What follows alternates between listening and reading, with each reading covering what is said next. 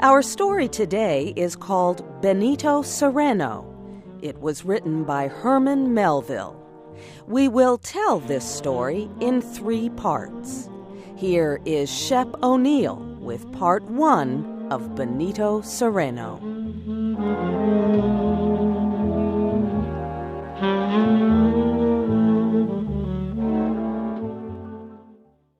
Captain Benito Cereno hurried aboard his ship. It was ready to sail. A bright sun and a soft breeze promised good weather ahead. The ship's anchor was raised, and the San Dominique, old but still seaworthy, moved slowly out of the harbor of Valparaiso, on the west coast of Chile.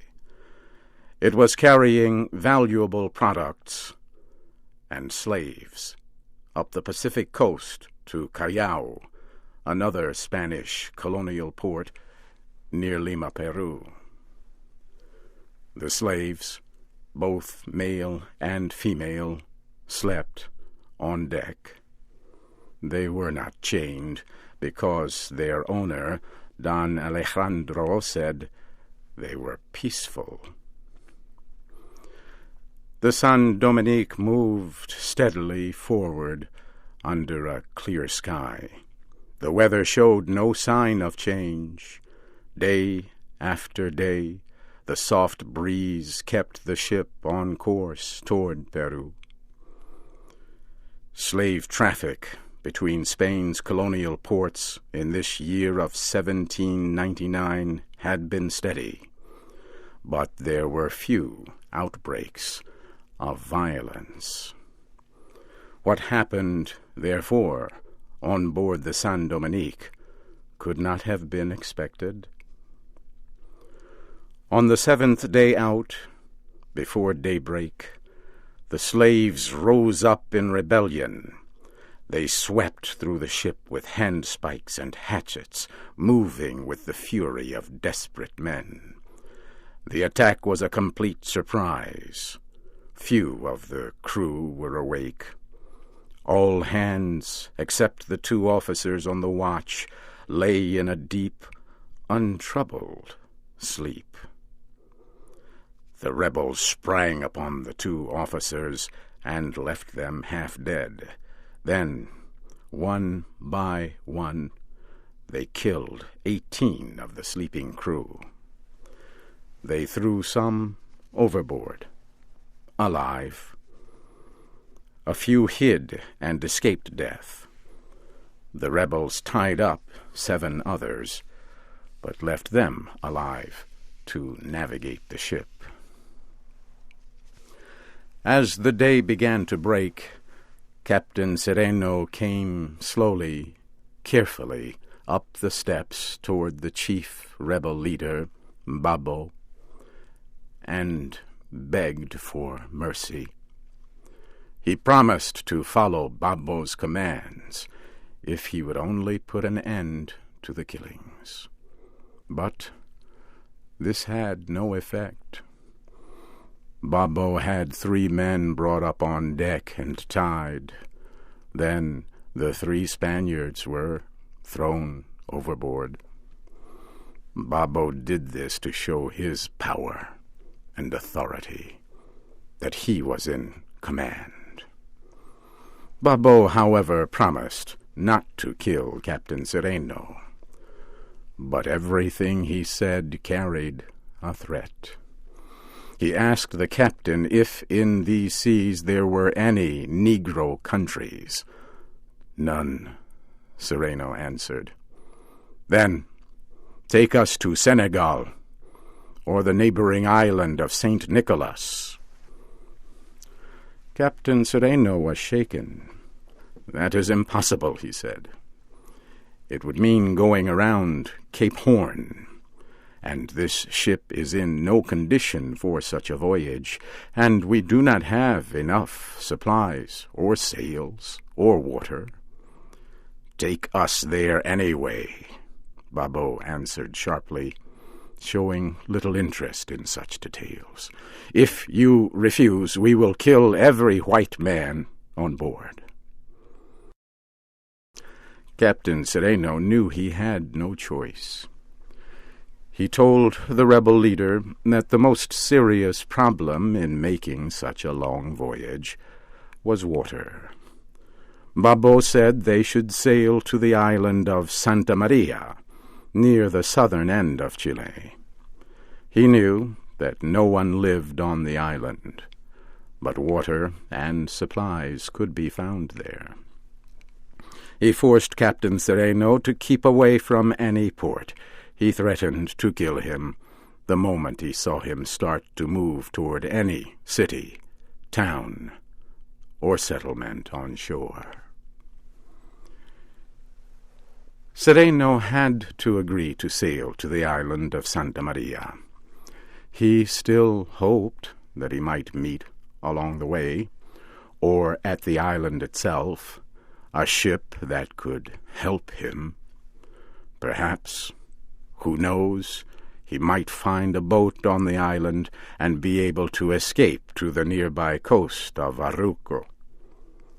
Hope was all he had left, and that was getting smaller each day. Captain Cereno steered south for Santa Maria. The voyage would take weeks. 8 days after the ship turned south, Babo told Captain Cereno that he was going to kill Don Alejandro, owner of the slaves on board. He said it had to be done. Otherwise, he and the other slaves could never be sure of their freedom. He refused to listen to the captain's appeals, and ordered 2 men to pull Don Alejandro up from below and kill him on deck. It was done as ordered. 3 other Spaniards were brought up and thrown overboard. Babo warned Cereno and the other Spaniards that each one of them would go the same way if any of them gave the smallest cause for suspicion. Cereno decided to do everything possible to save the lives of those remaining. He agreed to carry the rebels safely to Senegal if they promised peace and no further bloodshed. And he signed a document that gave the rebels ownership of the ship and its cargo. Later, as they sailed down the long coast of Chile, the wind suddenly dropped. The ship drifted into a deep calm. For days it lay still in the water. The heat was fierce, the suffering intense. There was little water. That made matters worse. Some of those on board were driven mad. A few died. The pressure and tension made many violent, and they killed a Spanish officer. After a time, a breeze came up and set the ship free again, and it continued south. The voyage seemed endless. The ship sailed for weeks with little water on board. It moved through days of good weather and periods of bad weather. There were times when it sailed under heavy skies, and times when the wind dropped and the ship lay becalmed in lifeless air. The crew seemed half dead. At last, one evening in the month of August, the San Dominique reached the lonely island of Santa Maria. It moved slowly toward one of the island's bays to drop anchor.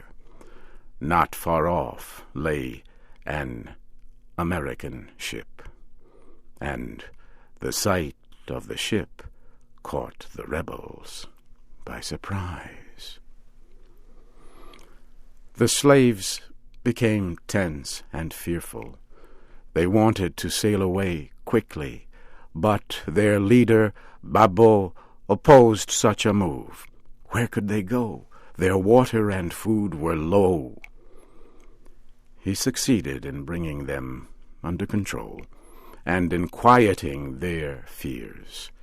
He told them they had nothing to fear, and they believed him.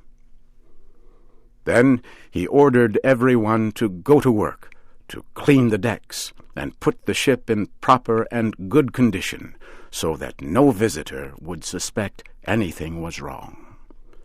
Later, he spoke to Captain Cereno, warning him that he would kill him if he did not do as he was told.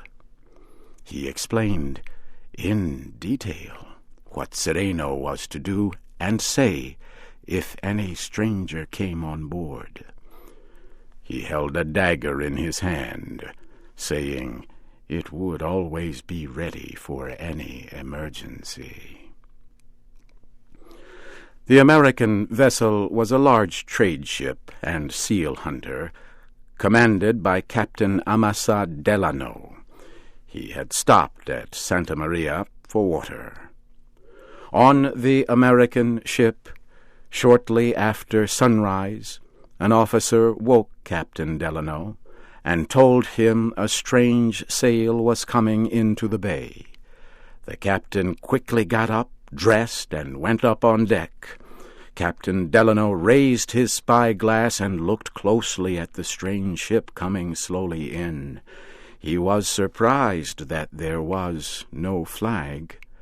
A ship usually showed its flag when entering a harbor where another ship lay at anchor.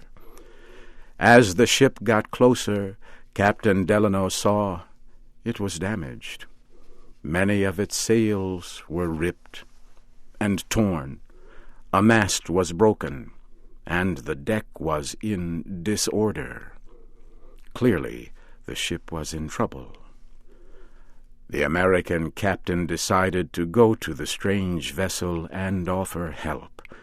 He ordered his whaleboat put into the water and had his men bring up some supplies and put them in the boat. Then they set out toward the mystery ship. As they approached, Captain Delano was shocked at the poor condition of the ship. He wondered what could have happened and what he would find. That will be our story next week.